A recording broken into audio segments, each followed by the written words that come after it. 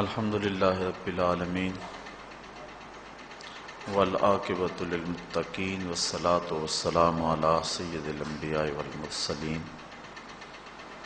قال اللہ تعالی وتبارک فی القرآن المجید والفرقان الحمید بسم اللہ الرحمن الرحیم ما سلککم فی سقر قالوا لم نک من المصلین صدق اللہ مولانا العظیم وصدق رسولہ النبی الکریم الرؤوف الرحیم اللہم نور قلوبنا بالقرآن وزین اخلاقنا بالقرآن وادخلنا الجنۃ بالقرآن ونجنا من النار بالقرآن قال اللہ تعالی وتبارک فی شان حبیبہ مخبرا وآمرا ان اللہ وملائکتہ یصلون علی النبی یا ایہا الذین آمنوا صلوا علیہ وسلموا تسلیما صلاۃ والسلام وعلی آلک واصحابک یا محبوب رب العالمین الصلاۃ والسلام علیک یا نبی الرحمہ وعلی آلک واصحابک یا رسول الملاحم۔ حمد و ثنا، تعریف و توصیف اللہ جل مجدہ الکریم کی ذات بابرکات کے لیے جو خالق کائنات بھی ہے اور مالک ششہات بھی۔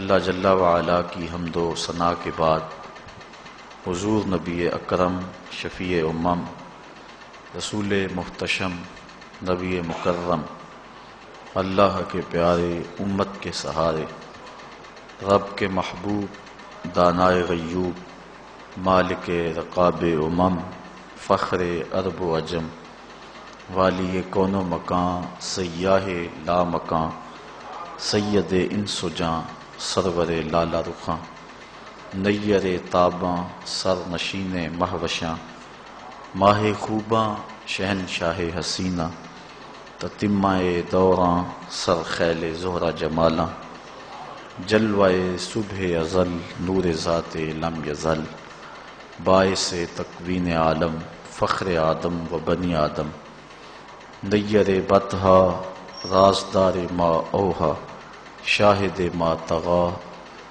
صاحب علم نشرہ معصوم آمنہ احمد مجتبیٰ حضرت محمد مصطفیٰ صلی اللہ علیہ وسلم کے حضور ناز میں اپنی عقیدتوں ارادتوں اور محبتوں کا خراج پیش کرنے کے بعد معزز محترم محتشم سامعین السلام علیکم ورحمۃ اللہ وبرکاتہ۔ قرآن مجید کی جو آیت آپ کے سامنے تلاوت کرنے کا شرف حاصل کیا گیا ہے اس میں اللہ تعالیٰ جل شانہ نے اس شخص کی کہانی کو بیان کیا ہے جو قیامت کے دن جہنم کی طرف جا رہا ہوگا۔ کچھ لوگ اسے پوچھیں گے ما سلککم فی سقر، کہ تم جہنم میں کیوں جا رہے ہو؟ تو وہ جواب میں کہے گا لم نک من المصلین، کہ ہم نماز نہیں پڑھا کرتے تھے۔ آج جہنم میں جانے کا سبب نماز نہ پڑھنا ہے۔ پنجگانہ نماز ہر عاقل بالغ مرد اور عورت پر فرض کی گئی ہے، اور قرآن مجید میں مختلف صیغوں سے 700 سے زائد مرتبہ اس کی تاکید ارشاد فرمائی گئی ہے۔ سینکڑوں احادیث نماز کی تاکید، فضائل ادا کرنے کی ترغیب اور نہ پڑھنے پر ترہیب میں وارد ہیں۔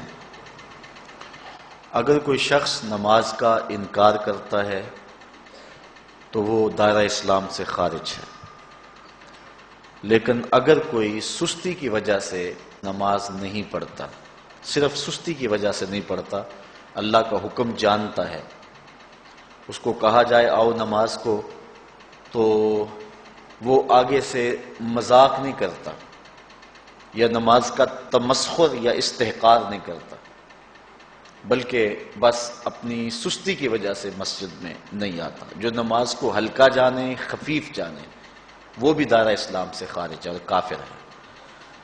لیکن جو شخص اس کو اللہ کا حکم جانتا ہے اور اس کو پڑھنا اپنے اوپر ضروری سمجھتا ہے لیکن سستی کی وجہ سے پڑھ نہیں سکتا، تو اس کے بارے میں علماء کی آراء مختلف ہیں۔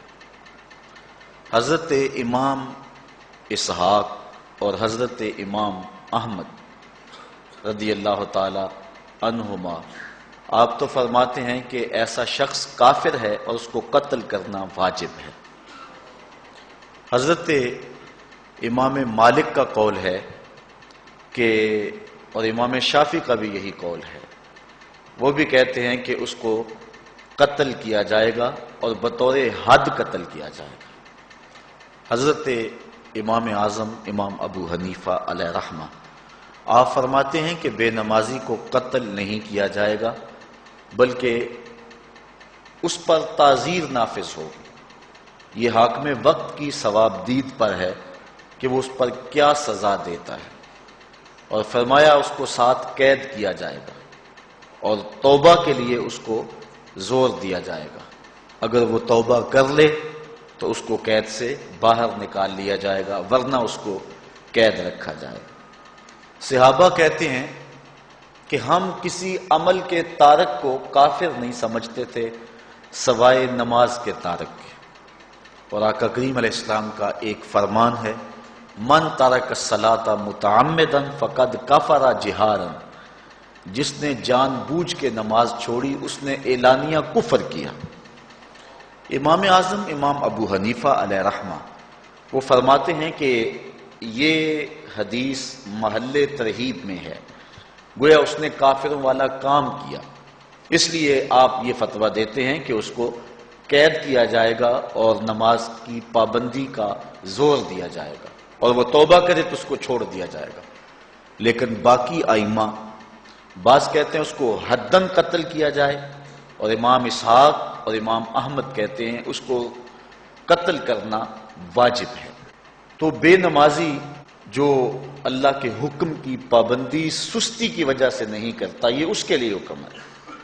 جو شخص تحقیر کرتا ہے نماز کی، ہلکا جانتا ہے، تمسخر اڑاتا ہے یا اس کا انکار کرتا ہے، تو اس کے بارے میں علماء کے اندر کوئی اختلاف نہیں ہے، وہ ائمہ اربعہ کے نزدیک کافر ہے، دائرہ اسلام سے خارج ہے، مرتد ہے۔ لیکن سستی کی وجہ سے نماز نہ پڑھنے والا، اس کے بارے میں علماء کا یہ موقف ہے۔ حضرت غوث اعظم الشیخ سید عبد القادر جیلانی علیہ رحمہ آپ فرماتے ہیں کہ بے نمازی کو مسلمانوں کے قبرستان میں دفن نہ کرو۔ حضرت سلطان باہو علیہ رحمہ آپ کا قول ہے کہ بے نمازی سے خنزیر بھی پناہ مانگتا ہے۔ حضرت شیخ سعدی شیرازی فرماتے ہیں بے نمازی کو قرض نہ دو، جو اللہ کا قرضہ ادا نہیں کرتا تمہارا قرض کیسے لٹائے گا۔ اب آئیے ہم حضور علیہ السلام کے فرامین دیکھتے ہیں اس حوالے سے۔ حضرت جابر بن عبداللہ انصاری رضی اللہ تعالی عنہ سے مروی ایک روایت جس کو امام ابو داؤد نے روایت کیا، امام نسائی نے روایت کیا، دیگر محدثین نے روایت کیا۔ آقا کریم نے ارشاد فرمایا بین الرجل و بین الکفر ترک الصلاۃ، آدمی اور کفر کے درمیان ترک صلاۃ ہے، یعنی بندہ مومن اور بندہ کافر کے درمیان ترک صلاۃ ہے۔ جو نماز پڑھتا ہے وہ مومن ہے، اور جو نماز نہیں پڑھتا تو وہ کافروں والا کام کرتا ہے، یا دیگر ائمہ کے نزدیک وہ کافر ہے۔ یہ ترہیباً نہیں بلکہ یہ حکم ہے۔ اور حضرت نبی رحمت صلی اللہ علیہ وسلم کا ایک دوسرا فرمان ان الفاظ کے ساتھ ہے بین الرجل و بین الشرک والکفر ترک الصلاۃ، شرک و کفر اور بندہ مومن کے درمیان نماز ترک کرنا ہے۔ حضرت امام ابن ماجہ نے ان الفاظ کے ساتھ روایت کو نقل کیا ہے بین الکفر والایمان ترک الصلاۃ، ایمان اور کفر کے درمیان نماز کا ترک کرنا ہے۔ اور آقا کریم علیہ السلام کا وہ فرمان جو حضرت انس سے مروی ہے، جس کو طبرانی نے اپنی موجم میں لکھا، بھی آپ کے سامنے میں نے رکھا، کہ حضور نے فرمایا من ترک الصلاۃ متعمدا فقد کفر جہارا، جس نے جان بوجھ کے نماز چھوڑی اس نے اعلانیہ کفر کیا۔ حضرت ابو ہریرہ رضی اللہ تعالی عنہ سے ایک روایت ہے کہ وہ فرماتے ہیں لا سہم فی الاسلام لمن لا صلاۃ ولا صلاۃ لمن لا وضوء لہ، کہ اس شخص کا اسلام میں کوئی حصہ نہیں ہے جو نماز نہیں پڑھتا، اور اس شخص کا نماز میں کوئی حصہ نہیں ہے جو وضو نہیں کرتا۔ وضو کے بغیر نماز نہیں ہوتی، اور نماز کے بغیر اسلام نہیں ہوتا۔ اور اسی روایت کو بالفاظ دیگر حضرت عبداللہ ابن عمر رضی اللہ تعالی عنہ نے حضور سے یوں روایت کیا ہے، طبرانی نے اپنی موجم میں اس کو لکھا، لا ایمان لمن لا امانتہ ولا صلاۃ لمن لا طہور لہ ولا دین لمن لا صلاۃ لہ۔ حضور فرمایا کہ اس شخص کا ایمان نہیں جس میں امانت نہیں، اور اس شخص کی نماز نہیں جس کو پاکیزگی حاصل نہیں، اور اس شخص کا دین نہیں جس کو نماز نصیب نہیں۔ حضرت امام ابن ماجہ نے اس روایت کو اپنے الفاظ کے ساتھ روایت کیا ہے۔ حضرت بریدہ رضی اللہ تعالیٰ عنہ اپنے باپ سے روایت کرتے ہیں اور وہ حضور سے روایت کرتے ہیں۔ حضور علیہ السلام نے ارشاد فرمایا ان العہد الذی بیننا وبینہم الصلاۃ فمن ترکھا فقد کفر، کہ ہمارے اور ان لوگوں کے درمیان جو معاہدہ ہے وہ نماز کا ہے، جس نے نماز کو چھوڑ دیا اس نے کفر کیا، یعنی ہمارا اور ان کا پھر اب معاہدہ باقی نہیں رہے گا۔ حضرت امام بخاری نے روایت نقل کی ہے، حضور نے ارشاد فرمایا من ترک الصلاۃ العصر فقد حبط اعمالہ، جس نے عصر کی نماز چھوڑی اللہ اس کے سارے عمل برباد کر دیتا۔ حضرت ابو ہریرہ رضی اللہ تعالی عنہ سے روایت ہے جس کو امام ابن ماجہ نے اور امام نسائی نے روایت کیا ہے، وہ حضور سے روایت کرتے ہیں، بڑی مشہور روایت ہے۔ حضور نے ارشاد فرمایا ان اول ما یحاسب به العبد بصلاته فان صلحت فقد افلح وانجح وان فسدت فقد خاب وخسر۔ فرمایا قیامت کے دن بندے سے سب سے پہلا حساب نماز کا لیا جائے گا، اگر اس کی نماز ٹھیک ہو گئی تو وہ فلاح پا گیا، اگر پہلا تول ٹھیک آ گیا تو وہ کامیاب ہے، وانجح اور نجات پا گیا، وان فسدت فقد خاب وخسر، اور اگر پہلا تول ہی ٹھیک نہ ہوا تو پھر وہ ذلیل و رسوا ہو گیا۔ حضرت عبادہ بن صامت رضی اللہ تعالیٰ عنہ سے ایک طویل روایت ہے، وہ کہتے ہیں کہ حضور علیہ السلام نے مجھے 7 چیزوں کا حکم دیا، مجھے وصیت کی کہ ان 7 کاموں کو کرنا ہے۔ ان کے اندر جو دوسری چیز تھی وہ حضور نے یہ ارشاد فرمائی وَلَا تَتْرُكُوا الصَّلَاةَ مُتَعَمِّدِينَ فَمَن تَرَكَهَا مُتَعَمِّدًا فَقَدْ خَرَجَ مِنَ الْمِلَّةِ، کہ جان بوجھ کے کبھی نماز نہ چھوڑنا، جس نے نماز چھوڑی وہ ملت اسلامیہ سے نکل گیا۔ اور حضرت معاذ بن جبل رضی اللہ تعالی عنہ سے بھی ایک طویل روایت ہے کہ حضور نبی رحمت صلی اللہ علیہ وسلم نے ان کو 10 وصیتیں کی تھی حصول برکت کے لیے۔ یہ ساری حدیث میں آپ کے سامنے رکھ دیتا ہوں۔ کہتے ہیں اوصانی رسول اللہ صلی اللہ علیہ وسلم بعشر کلمات، حضور نے مجھے 10 باتیں ارشاد فرمائیں، حکمت سے بھری اور رحمتوں سے بھری ہوئی ایک ایک بات ہے، ان کے بول بہاروں جیسے اور اصحاب ستاروں جیسے۔ تو اتنا خوبصورت کلام، لہو خورشید کا ٹپکے اگر ذرے کا جگر چیر۔ حضور نے 10 باتیں حضرت معاذ بن جبل رضی اللہ تعالی عنہ کو بطور وصیت ارشاد کی۔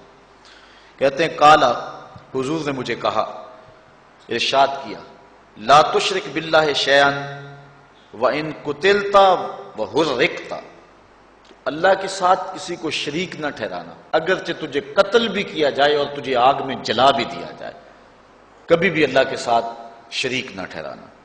دوسری بات حضور نے مجھے یہ ارشاد فرمائی وَلَا تَعْصِ وَالِدَيْكَ وَإِنْ أَمَرَاكَ أَن تَخْرُجَ مِنْ أَهْلِكَ وَمَالِكَ کہ اپنے والدین کی کبھی نافرمانی نہ کرنا، اگرچہ تجھے حکم دیں کہ اپنے مال کو اور اپنے بچوں کو لے کے گھر سے نکل جا، تو کہا یہ کر لینا، نکل جانا، لیکن والدین کی نافرمانی نہ کرنا۔ تیسری بات حضور نے ارشاد فرمائی وَلَا تَتْرُكَنَّ صَلَاةً مَكْتُوبًا مُتَعَمِّدًا فَإِنَّ مَنْ تَرَكَ صَلَاةً مَكْتُوبَةً مُتَعَمِّدًا فَقَدْ بَرِئَتْ مِنْهُ ذِمَّةُ اللَّهِ۔ فرمایا اے معاذ بن جبل، فرض نماز جان بوجھ کر کبھی بھی نہ چھوڑنا، زندگی میں کبھی نہ ہو کہ تجھ سے فرض نماز چھوٹے، اس لیے کہ جس نے فرض نماز جان بوجھ کے چھوڑ دی، اللہ اور اس کے رسول نے اس سے اپنا ذمہ اٹھا لیا، اب وہ جدھر مرضی جائے، اللہ نے جو ذمہ لیا ہوا ہے مومن کا اللہ اٹھا لیتا ہے۔ چوتھی چیز حضور نے جو ارشاد فرمائی وَلَا تَشْرِبَنَّ خَمْرًا فَإِنَّهُ رَاسُ كُلِّ فَاحِشَةٍ، اے معاذ بن جبل زندگی میں کبھی بھی شراب نہ پینا، ہر بے حیائی کی جڑ ہے اور بنیاد ہے شراب۔ پانچویں چیز کہتے ہیں حضور نے جو مجھے ارشاد فرمائی وہ یہ تھی وَإِيَّاكَ وَالْمَعْصِيَةَ فَإِنَّ بِالْمَعْصِيَةِ حَلَّ سَخَطُ اللَّهِ، کہا کبھی اللہ کی نافرمانی نہ کرنا، اللہ کی نافرمانی سے اللہ کی ناراضگی مول لینے والی بات ہے، اللہ تعالیٰ کی معصیت سے اس کی ناراضگی جائز ہو جاتی ہے، حلال ہو جاتی ہے۔ اور چھٹی چیز کہتے ہیں حضور نے یوں ارشاد فرمائی وَإِيَّاكَ وَالْفِرَارَ مِنَ الزَّحْفِ وَإِنْ هَلَكَ النَّاسِ، کہا جب محاذ پہ ڈٹا ہونا تو کبھی پیٹھ نہ پھیرنا، اگرچہ لاشیں جو ہیں وہ گر رہی ہوں اور لوگ ہلاک ہو رہے ہوں، سارے لشکر کے ہلاک ہو جانے کا ڈر بھی ہو، لیکن کہا معاذ بن جبل میں تمہیں وصیت کرتا ہوں کبھی پیٹھ پھیر کے بھاگنا نہیں ہے۔ حضور نے کہتے ہیں مجھے جو ساتویں چیز ارشاد فرمائی وہ یہ تھی وَإِنْ أَصَابَ النَّاسَ مَوْتٌ فَاصْبُتْ، اگر تو کسی ایسے علاقے میں رہتا ہو جہاں موت آ جائے، کوئی بیماری آ جائے موت والی، تو علاقہ چھوڑ کے بھاگنا نہ، وہیں رہنا، تیری قسمت میں زندگی ہوئی تجھے کوئی موت دے نہیں سکتا، اور اگر موت تیرے لیے لکھی گئی ہے تو جہاں مرضی چلا جائے تو موت سے بچ نہیں سکتا، اس لیے ایسے مقام سے بھاگ کر نہ جانا، وہیں ڈٹے رہنا اور وہیں رکے رہنا۔ آٹھویں چیز کہتے ہیں حضور نے مجھے ارشاد فرمائی وَأَنفِقْ عَلَىٰ أَهْلِكَ مِن طَوْلِكَ، کہا اللہ نے تجھے جو وسعت دی ہے، تجھے جو مال دیا ہے، اس کو اپنی اولاد پر کھل کے خرچ کرنا، اپنی اولاد سے بخل نہ کرنا، اولاد کے معاملے کے اندر جہاں ان کی ضرورت ہو اس کو کھل کے پورا کرنا ہے۔ اور حضور نے نویں بات جو ارشاد فرمائی وہ یہ تھی وَلَا تَرْفَعْ عَنْهُمْ عَصَاكَ أَدَبًا، اپنی اولاد کو ادب سکھانے کے لیے ڈنڈا نہ چھوڑنا، عصا ہمیشہ لٹکا کے رکھنا، کوڑا باندھ کے رکھنا۔ اور دسویں چیز کہتے ہیں حضور نے جو مجھے ارشاد فرمائی وَأَخْفِهِمْ فِي اللَّهِ، اپنی اولاد کے دل میں اللہ کا خوف ڈالتے رہنا، اللہ کا ڈر پیدا کرنا اپنی اولاد کے اندر۔ تو نے اپنی اولاد کو یونیورسٹی اور کالجوں تک پہنچایا، بیرون ملک سے بھی تعلیم دلوائی، لیکن اللہ کا خوف نہ سکھایا۔ اللہ کا خوف سکھانا اپنی اولاد کو، ایسے لوگوں کی صحبت میں بٹھانا جن کی صحبت میں بیٹھ کر اللہ کا خوف پیدا ہو جائے، ان کو ایسی کتابیں لا کے دینا کہ جن سے خشیت الہی ان کے سینے میں پیدا ہو۔ اگر تو نے سب کچھ دے دیا، عالی نسب بنگلے دے دی اپنی اولاد کو، تو نے جو ہے وہ بہت اچھی تعلیم دلوا دی اپنی اولاد کو، دنیاوی سوسائٹی کے اندر ان کا وقار بہت بلند ہو گیا، تو نے سب کچھ دے دیا اپنی اولاد کو، اللہ کا خوف نہیں دیا تو کچھ بھی نہیں دیا۔ تو حضور نے جو 10ویں وصیت حضرت معاذ بن جبل کو کی وہ یہ ہے کہ انہیں اللہ سے ڈراتے رہنا، اللہ تعالیٰ کا خوف، ان کی خشیت ان کے سینے میں پیدا کرنا۔ اللہ اکبر۔ حضور کا ایک اور فرمان سنیے، حضور نے فرمایا کہ جو شخص نماز چھوڑتا ہے، ایک طویل حدیث ہے جس کا یہ حصہ ہے وَقَانَ يَوْمَ الْقِيَامَةِ مَعَ قَارُونَ وَفِرْعَوْنَ وَحَامَانَ وَأُبَيِّ بْنِ خَلَف، جو نماز ترک کرتا ہے قیامت کے دن قارون کے ساتھ، فرعون کے ساتھ، حامان کے ساتھ اور ابی ابن خلف کے ساتھ کھڑا کر دیا جائے گا۔ جس صف میں اللہ کے دشمن کھڑے ہوئے ہوں گے، بے نوازی کو بھی اس صف میں کھڑا کر دیا جائے گا۔ کتنی رسوائی ہے، کتنی ذلت ہے۔ کوئی بندہ یہ گوارا کرتا ہے کہ مجھے اس صف میں کھڑا کر دیا جائے جس میں دشمنان خدا کھڑے ہوں، دشمنان رسول کھڑے ہوں؟ میری کوئی بہن، میری کوئی بیٹی کیا یہ گوارا کر سکتی ہے کہ اس کو حضور پہ کانٹے پھینکنے والی ام جمیل کے ساتھ کھڑا کر دیا جائے؟ اس کو حضور کو اذیت دینے والی عورتوں کے ساتھ کھڑا کر دیا جائے؟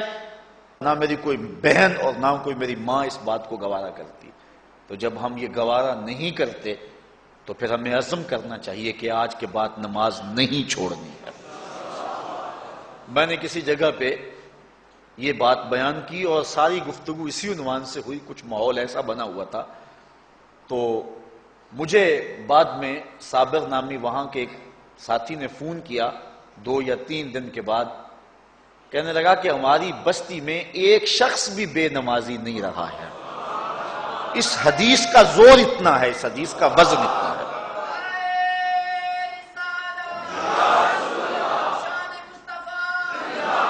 تو کوئی شخص یہ گوارا کرتا ہے کہ مجھے دشمنان خدا کی صف میں کھڑا کر دیا جائے، جن دشمنوں کے چہروں پہ تالکول ملی ہوئی ہوگی اور ان پر لعنتیں برس رہی ہوں گی، اور دنیا کے اوپر سب سے رسوائی زیادہ ان لوگوں کو ہوگی، تو کوئی شخص بھی یہ گوارا نہیں کرتا۔ ہم تو ان کے سائے سے بھی بچنا چاہتے ہیں۔ میرے مالک، ہمارا حشر ان کے ساتھ نہ کرنا، ہمارا حشر تو ابو بکر و عمر کے ساتھ کرنا، ہمارا حشر تو عثمان غنی کے ساتھ کر دینا، ہمارا حشر تو مولا کائنات کے ساتھ کر دینا۔ مالک، ہمارا حشر بریلی کے امام احمد رضا کے ساتھ کر دینا، ہمارا حشر امام غزالی کے ساتھ کر دینا، بلال حبشی کے ساتھ کر دینا۔ ہماری آرزویں تو یہ ہیں، ہماری تمنائیں تو یہ ہیں۔ ہم تو کہتے ہیں مولا کل قیامت کے دن اٹھیں تو داتا کے قدموں میں اٹھیں، خواجہ اجمیری کی چوکھٹ سے اٹھیں، ہم اٹھے تو شاہ نقشبند بخاری کا جلوس آگے ہو، ہم اس جلوس کے ساتھ شامل ہوں، خواجہ معین الدین چشتی کی غلامی میں اٹھے، ہم حضرت غوث اعظم کی نوکری میں اٹھیں، حضرت شیخ شہاب الدین کی نوکری میں اٹھیں۔ ہماری آرزویں تو یہ ہیں، ہماری تمنائیں تو یہ ہیں، لیکن اگر ہم یہ چاہتے ہیں کہ ہم ان لوگوں کے ساتھ اٹھیں تو پھر ایک نماز بھی ترک نہیں کرنا ہوگا، اور اگر نماز ترک ہو گئی تو کتنی بڑی سزا ہے، کتنی بڑی رسوائی ہے، کتنی بڑی ذلت ہے۔ اور یہ آپ کے رسول کا فرمان ہے، اللہ اکبر، کہ قیامت کے دن وہ شخص جو نماز نہیں پڑھتا، قیامت کے دن اس کو دشمنان خدا کی صف میں کھڑا کر دیا جائے گا۔ یہ ہو نہیں سکتا کہ ہم نے یہ حدیث سن لی اور اب نماز قصدن چھوڑیں۔ آج عزم کر کے اٹھیں، اور اولاد نہیں آئی، بیٹیاں نہیں آئیں، گھر والے نہیں آئے، لیکن جا کے اس بات کو گھر میں نافذ کرنا ہے، اس کو حکمن نافذ کرنا ہے گھر کے اندر۔ ہمارا گھر ہو رسول اللہ کی امتی کا اور گھر میں کوئی بے نماز ہو، یہ حکم دینا ہے، وَأْمُرْ أَهْلَكَ بِالصَّلَاةِ، فرمایا اپنے گھر والوں کو نماز کا حکم دو۔ اس گھر میں نحوست ہوتی ہے جس گھر میں بے نمازی ہوتے ہیں۔ اس لیے آج ہم یہاں سے عزم کر کے جانا ہے کہ آج کے بعد ہم نماز نہیں چھوڑیں گے انشاءاللہ۔ اتنے زور سے کہو کہ شیطان کا کلیجہ پھٹ جائے۔ اللہ ہماری اس انشاءاللہ کو قبول کرے، قبول کرے۔ اللہ ہم کو پنجگانہ سجدے کی توفیق دے۔ کتنا بد نصیب ہے شخص کہ جس کی پیشانی اس کی حضور جھکتی نہیں ہے، سارا دن کبھی کسی کو سیلوٹ کرتا ہے، کبھی کسی کو سیلوٹ کرتا ہے، کہتا ہے میرے اس سے بھی تعلق ہونے چاہیے، اس سے بھی واسطہ ہونا چاہیے، اس سے بھی رابطہ ہونا چاہیے، کبھی دنیا میں کام پڑ جاتا ہے، اس سے بھی تعلق رہنا چاہیے میرا۔ کہاں کہاں صبح سے لے کر شام تک سلوٹ مارتا ہے، ایک اللہ کے حضور نہیں جھکا جاتا۔ اقبال علیہ رحمہ کہتے ہیں ایک سجدہ جسے تو گراں سمجھتا ہے، 1000 سجدے سے آدمی کو دیتا ہے نجات۔ آؤ اللہ کے حضور بندگی کا سر جھکائیں۔ تو یہ کتنی عبرتناک جو ہے اور کس قدر جو ہے وہ فکر انگیز حدیث ہے۔ وَقَانَ يَوْمَ الْقِيَامَةِ مَعَ قَارُونَ وَفِرْعَوْنَ وَحَامَانَ وَأُبَيِّ بْنِ أَبِي خَلْف، وہ شخص ان بد نصیب لوگوں کے ساتھ کھڑا ہوگا جس کو نماز کی توفیق نہیں ہے۔ آپ نے حدیث علماء سے بارہا سنی، حدیث طویل ہے۔ آقا کریم معراج کی رات گئے تو وہاں مختلف لوگوں کو مختلف عذابوں میں مبتلا دیکھا. کسی کی انتڑیاں کٹ کٹ کے گر رہی تھی، کسی کا منہ چیرا جا رہا تھا، کسی کی زبان لوہے کی کینچیوں سے کاٹی جا رہی تھی، کسی پر کھولتا ہوا پانی ڈالا جا رہا تھا، کوئی جو ہے وہ سرانڈ والا گوشت کھا رہا تھا، کسی کے جسم میں لوہے کی میخیں ٹھونکی جا رہی تھی. لیکن ایک قوم کو حضور نے دیکھا، ایک بھاری پتھر سے ان کا سر کچلا جاتا ہے اور پتھر کے واپس آنے تک دوبارہ صحیح ہو جاتا ہے، پھر کچلا جاتا ہے. تو حضرت جبریل امین سے حضور نے فرمایا کہ یہ کون لوگ ہیں؟ یا جبریلو من ہاؤلائے، یہ لوگ کون ہیں کہ ان کے سر پتھروں سے کچلے جا رہے ہیں؟ قال ہاؤلائے الذین تثاقلت رؤوسہم عن الصلاۃ المکتوبہ، کہا یہ وہ بد نصیب لوگ ہیں کہ فرض نمازوں سے جن کے سر بوجھل رہتے تھے، نماز پنجگانہ فرض بھی نہیں پڑھا کرتے تھے، یہ وہ بد نصیب ہیں، آج ان کے سر کوٹے جا رہے ہیں. یہ تھوڑی سی زندگی ہے، تھوڑی سی زندگی ہے، 60-70 سال بڑی زندگی ہو وہ مگر نصیب ہو جائے تو پتہ نہیں ہے کہ کل ہمارا آنے والا کہاں ہے. کتنا غافل اور بد نصیب ہے وہ شخص کہ جس کو سجدہ نصیب نہیں ہے. سجدہ تو بندگی کا نام ہے. زندگی آمد برائے بندگی، زندگی بے بندگی شرمندگی. بندہ تو ہے ہی بندگی میں. کسی شخص نے راستے میں جاتے جاتے چائے کی پیالی پلا دی ہو نا بازار میں، تو ہم جب بھی اس گلی سے گزرتے ہیں اس کو سلوٹ کر کے جاتے ہیں، السلام علیکم. یار اس سے بڑے سلام لیتے ہو، یہ بڑا محبت والا، بڑے اخلاق والا ہے. یار جس نے چائے کی پیالی پلا دی ایک مرتبہ، اس کو تو جاتے آتے سلام کر کے جاتے ہو. جس رب نے زندگی بخشی ہے، جس رب نے جو ہے وہ ساری بہاریں عطا کی ہیں، اس کے حضور میں جھکا جاتا. کتنا متکبر شخص ہے جو اللہ کے حضور نہیں جھکتا. اللہ اکبر. کہا یہ وہ بد نصیب لوگ ہیں فرض نمازوں سے جن کے سر بوجھل رہا کرتے تھے. اللہ اکبر. حضور نبی رحمت صلی اللہ علیہ وآلہ وسلم نے ارشاد فرمایا، نماز چھوڑنا تو خیر بہت بری بات ہے. جو شخص نماز پڑھتے ہیں لیکن جماعت سے نہیں پڑھتے، فرمایا میرا جی چاہتا ہے کہ اپنی جگہ کسی اور کو کھڑا کروں اور جوانوں کا ایک گروہ ساتھ لوں، اور جو لوگ مسجد میں نماز پڑھنے نہیں آتے ان کے گھروں کو آگ لگا دوں. رحمت للعالمین آقا فرما رہے ہیں کہ ان کے گھروں کو آگ لگا دوں. کتنا غصہ ہے ان لوگوں پر کہ جو مسجد میں آ کر نماز نہیں پڑھتے، اور جو پڑھتے ہی نہیں. اس دور میں تو کوئی تھا ہی نہیں کہ مومن ہو نماز نہ پڑھتا ہو. اللہ اکبر. تو مومن نماز ہی پڑھتے تھے. تو اگر کسی سے گھر میں نماز پڑھی گئی تو فرمایا میرا جی چاہتا ہے. آج نماز تو نماز رہی، ہم کو تو جمعہ بھی نصیب نہیں ہے. کتنے لوگ ہیں کہ جو پابندی کے ساتھ نماز جمعہ بھی نہیں پڑھتے ہیں. حضور کا ایک فرمان سنیے. آقا کریم نے ارشاد فرمایا، من ترک الجمعۃ ثلاث جمع متوالیات فقد نبذ الاسلام وراء ظہرہ. جس نے بغیر کسی عذر کے 3 جمعے چھوڑ دیے، اس نے اسلام کو اپنی پشت کے پیچھے ڈال دیا. اس نے پرواہ ہی نہیں کیا اسلام کی. اور ایک حدیث کے لفظ ہیں، من ترک ثلاث جمعات من غیر عذر کتب من المنافقین. جس نے بغیر کسی عذر کے 3 جمعے چھوڑ دیے، اس کا نام منافقوں کی فہرست میں لکھ دیا جاتا. اور ایک حدیث کے لفظ اس حوالے سے ہیں، من ترک ثلاث جمع تہاونا بہا طبع اللہ علی قلبہ. جس نے سستی کی وجہ سے 3 جمعے چھوڑ دیے تو اس کے دل پر اللہ غفلت کی مہر لگا دیتا ہے. یہ وہ بد نصیب شخص ہے کہ جو نماز جمعہ چھوڑتا ہے. حضرت ابن حجر نے الزواجر کے اندر ایک روایت لکھی ہے. وہ فرماتے ہیں جو شخص نماز ترک کرتا ہے اس کو بہت ساری رسوائیاں ہیں. وقت اتنا طویل نہیں ہے کہ ایک ایک چیز کو تفصیل سے بیان کروں. وہ کہتے ہیں پہلی بات تو یہ ہے کہ اس کی عمر میں برکت اٹھا لی جاتی. دوسری بات اس کے چہرے سے صالحین کا نور اتار لیا جاتا. تیسری بات وہ کوئی بھی عمل کرے اس کا ثواب نہیں ملتا اس کو. یہ دنیا پر اس کو سزائیں ہیں. چوتھی سزا دنیا پر اس کو یہ ملتی ہے اس کی دعائیں قبول نہیں ہوتی.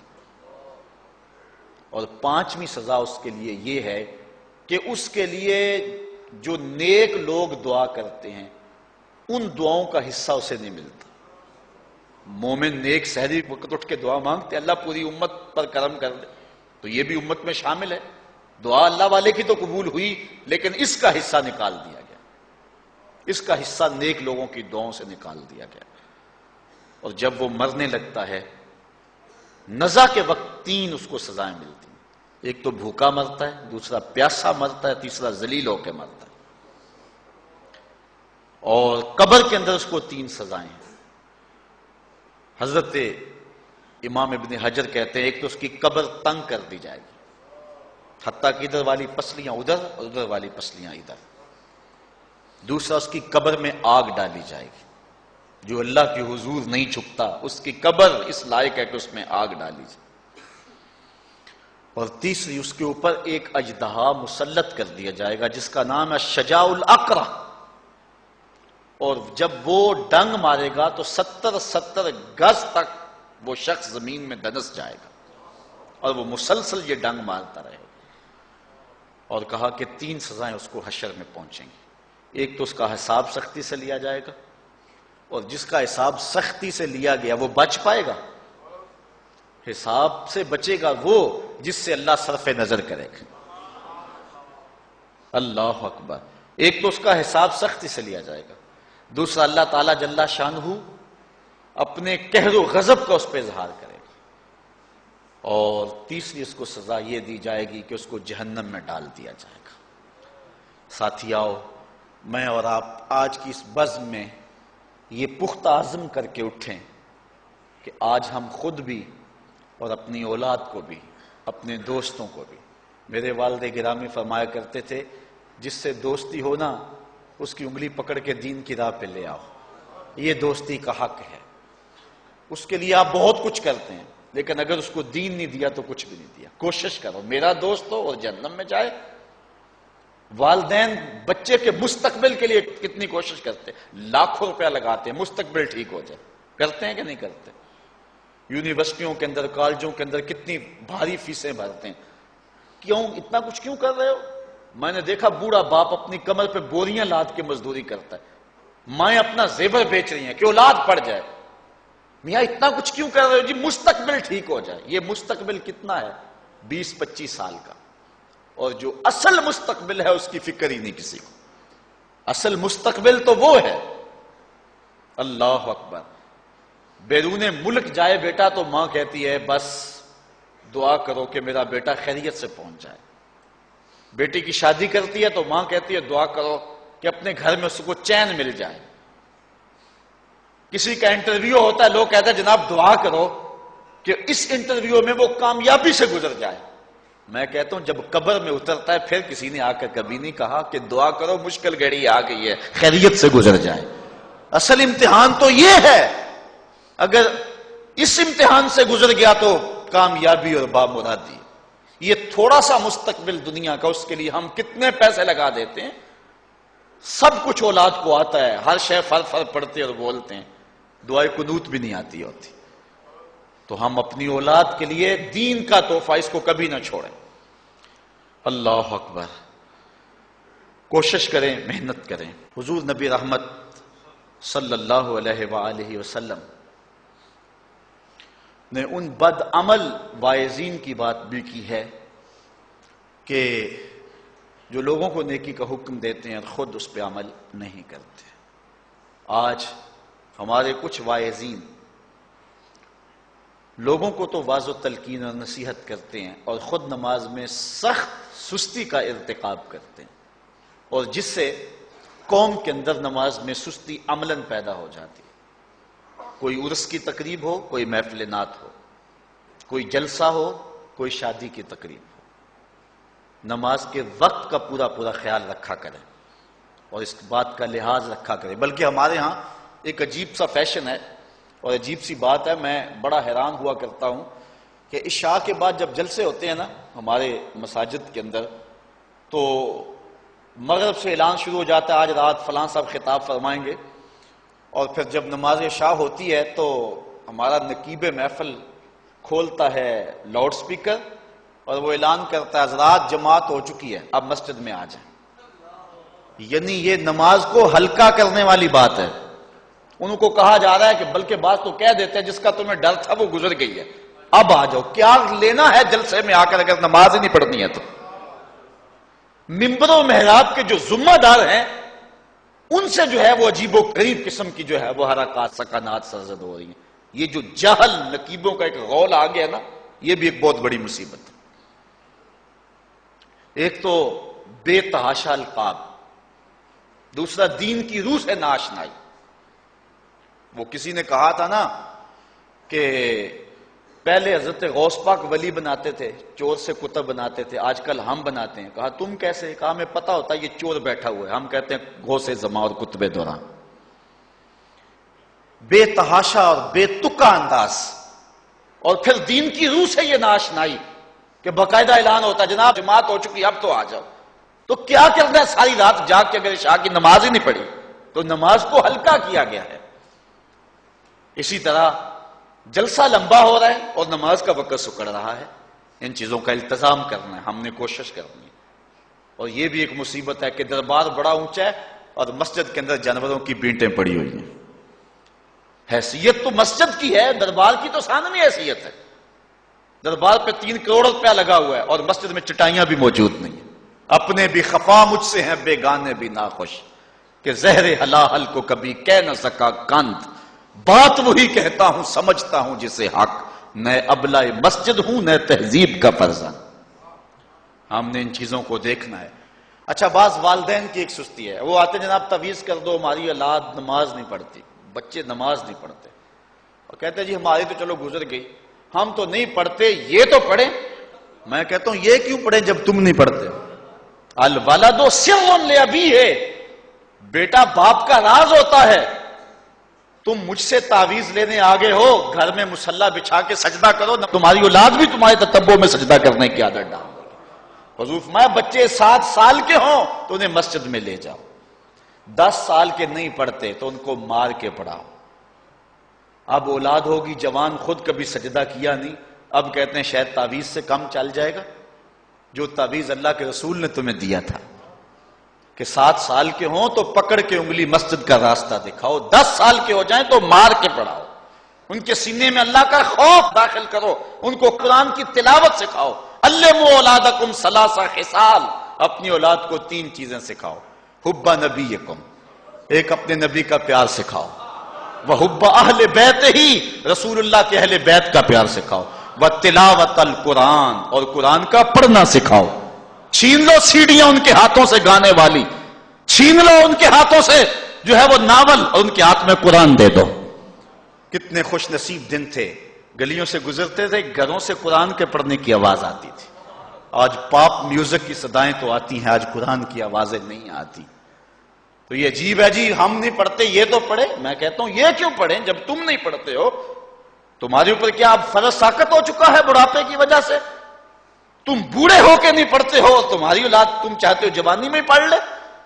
تم خود اللہ کے حضور سجدہ کرو اور پھر دیکھنا تمہارے تتبع میں، تمہاری اتباع میں تمہاری اولاد بھی تمہاری پیچھے پیچھے ہوگی.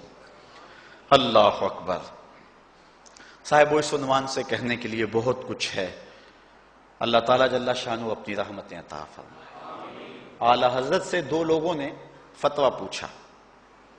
بریلی کا ایک محلہ ہے، محلہ ذخیرہ، اس میں ہادی حسن اور قرب محمد نامی لوگوں نے تنظیم بنائی نماز کی دعوت کے لیے. کچھ لوگ ان کی بات کو نہ سنتے. اعلی حضرت سے استفتاء کیا، فتاوی رضویہ کے اندر موجود ہے کہ ہم نماز کی دعوت دیتے ہیں، کچھ لوگ اس کے باوجود نہیں آتے، تو حکم شرعی کیا ہے؟ تو اعلی حضرت فرماتے ہیں کہ پہلے تو نرمی سے انہیں سمجھائیں، آؤ نماز کی طرف. نہیں مانتے، مؤثر لوگ ڈالیں جو ان کو کہیں. یہ تھے ہمارے کرنے والے کام. ہم کن جھگڑوں میں پڑے ہوئے؟ مؤثر معاشرے کے لوگ تلاش کریں اور ان کو سمجھائیں، جن کی وہ مانتے ہیں، ٹالتے نہیں، ان سے سمجھائیں ان کو. آپ فرماتے ہیں اگر ان کے سمجھانے سے بھی نہیں سمجھتے تو فرمایا فتویٰ پھر یہ ہے ان سے بائیکاٹ کر دیں، ان سے ترک کلام کر دیں، ان سے گفتگو چھوڑ دیں. ہم نے تو کبھی بیٹوں سے نہیں چھوڑی گفتگو. بیوی بے نماز ہو ہم ہر شے بیوی سے منوا لیتے ہیں. کبھی کہا تیرے ہاتھ کی پکی روٹی نہیں کھاؤں گا اگر تو نماز نہیں پڑھتی؟ کبھی بیٹا کہے امی تو نماز نہیں پڑھتی میں تیرے ہاتھ کی روٹی نہیں کھاؤں گا. جو ماں بیٹے کے لیے سب کچھ کرتی ہے، کتنے دکھ جھیلتی ہے، کسی کے گھر کے برتن مانجنے پڑے وہ بھی مانجتی ہے، کیا بیٹے کی خواہش پہ نماز نہیں شروع کر دے گی؟ جب عادت ڈالے گی تو پھر اللہ دل میں بھی وہ محبت ڈال دے گا. کیونکہ ہمارا تو اتنا ہی کام ہے نا. حضرت بایزید بسطامی نے یہی کیا تھا نا. حضرت بایزید بسطامی علیہ رحمہ بسطام کے لوگوں کی تربیت کر رہے ہیں. کسی محلے کے کونے میں آ کر ایک فاحشہ عورت بیٹھ کے لوگوں کا دین ایمان اجاڑنے لگی. کسی نے کہا بایزید تیرا شہر لٹ رہا ہے، جس کو تو اشکوں سے سیراب کیا تھا اور سجدہ ہائے سحرگاہی سے جس شہر کو نور بخشا تھا، تیرا شہر لٹ رہا ہے. کہا کیا ماجرا ہوا؟ لوگوں نے کہانی سنائی. بایزید بسطامی صبح مصلی اٹھایا اور جا کے اس فاحشہ عورت کے دروازے پہ مصلی بچھا لیا. اب جو بھی گاہک آتا بایزید بسطامی کو بیٹھا ہوا دیکھ کے راستہ بدل لیتا. اس نے انتظار کیا، رات کے اندھیرے گہرے ہو گئے، آج کوئی گاہک ہی نہیں آیا. اس نے کھڑکی سے جھانک کر کے دیکھا ایک بوڑھا بابا بیٹھا ہوا ہے، ہاتھ میں تسبیح ہے، مصلی بچھایا ہوا ہے. نیچے اتر کر کے کہا بابا اللہ کو یاد کرنے کے لیے اور تھوڑی جگہ ہیں، تجھے میرے گھر کی گلی ہی ملی، میرا راستہ روک لیا. بابا کہنے لگا کیا مسئلہ ہے تجھے؟ کہا میرے گاہک رکے ہوئے ہیں. کہا آج میں تیرا گاہک ہوں، بتا تیری رات کی قیمت کتنی ہے. اللہ اکبر. حضرت بایزید بسطامی نے قیمت طے کی. اس کے گھر کی جب چھت چڑھنے لگے نا سیڑھیاں، لوگ دیکھ رہے تھے. کہا مالک اگر بایزید بھی اجڑ گیا تو روشنی کہاں سے لیں گے؟ بایزید بھی ایک فاحشہ عورت کے کوٹھے پہ چڑھ رہا ہے، اگر یہ بھی چراغ بجھ گیا تو زمانے کو اجالا کہاں سے ملے گا؟ لیکن قدرت کو کچھ اور ہی منظور تھا. اس سے کہا مصلی بچھا لے، جو میں کرتا جاؤں وہ کرتے جانا. پہلے وضو کیا، اس نے بھی کیا، پھر مصلی پہ آئے، وہ بھی پیچھے کھڑی ہو گئی. پھر بایزید قیام کیا، اس نے بھی قیام کیا. پھر رکوع میں گئے، وہ بھی رکوع، قوما وہ بھی قوم. جب سجدے میں حضرت بایزید گئے، وہ بھی سجدے میں، تو بایزید رو پڑے. کہا مالک بایزید کا اتنا ہی کام تھا کہ اس کا سر تیری چوکھٹ تک جھکا دے. مالک یہاں تک لانا میرا کام تھا، دل کی دنیا بدلنا اب تیرا کام ہے. جب وہ سجدے میں جا رہی تھی تو فحشہ تھی، جب سر اٹھایا وقت کی ولیہ بن چکی تھی. ایک بزرگ کہتے ہیں میں بازار کے کنارے جا رہا تھا، ایک شرابی گرا ہوا تھا اور گندے پانی سے اس کا منہ گندا ہو رہا تھا. میرے دل میں رحم آیا، ایک انسان ہے اور یوں رسوا ہو رہا ہے. میں نے گندی نالی سے اس کو اٹھایا اور اٹھا کر کے جو ہے وہ اس کا منہ دھویا اور چلا گیا. مشہور شرابی تھا شہر کا. کہتے ہیں سحری کا وقت ہوا، تہجد کے لمحے آئے تو میں مسجد میں نماز پڑھنے کے لیے گیا. دیکھا کیا کہ وہ شرابی مصلی بچھا کے بیٹھا ہوا. میں حیران ہو گیا کہ یہ کیا ماجرا ہوا. اب صبح تو میں نے اس کو گندگی سے اٹھایا ہے اور اس کا منہ دھویا ہے. میں حیران ہوا تو حاطب سے آواز آئی میرے بندے تو نے اس کا منہ دھو دیا تھا، میں نے اس کا دل دھو دیا. صاحبو ہم اپنا کام کریں، کوشش کریں، کھینچ کے لے آئیں کسی کو مسجد میں اور پھر دیکھنا رب کے رنگ. وہ بڑا کریم ہے، وہ بڑا رحیم ہے. آئیے آج کی اس مجلس میں ہم یہ عزم لے کر کے جائیں. اپنے لیے میرا نہیں خیال کہ اس بڑے مجمع میں کوئی ایسا شخص اب رہے گا جو نماز چھوڑ سکے گا. انشاءاللہ نہیں چھوڑ سکے گا اللہ کی توفیق سے. یہ آپ کی آنکھوں میں تیرتے ہوئے آنسو گواہی دے رہے ہیں کہ رسول اللہ کی نگاہ بھی ہو رہی ہے اور اللہ کا کرم بھی اتر رہا ہے. میرا نہیں خیال کہ یہاں سے اٹھ کر کوئی شخص جو ہے جا کے نماز چھوڑے. لیکن اب ہم نے آگے کام کرنا ہے، اپنے گھروں میں، اپنی گلیوں میں، اپنے محلوں کے اندر لوگوں کو کھینچ کر کے مسجد کا رخ دکھانا ہے. اللہ مجھ کو آپ کو اپنی رحمتوں اور کرم نوازیوں کا نور نصیب فرمائے. وآخر دعوانا ان الحمدللہ.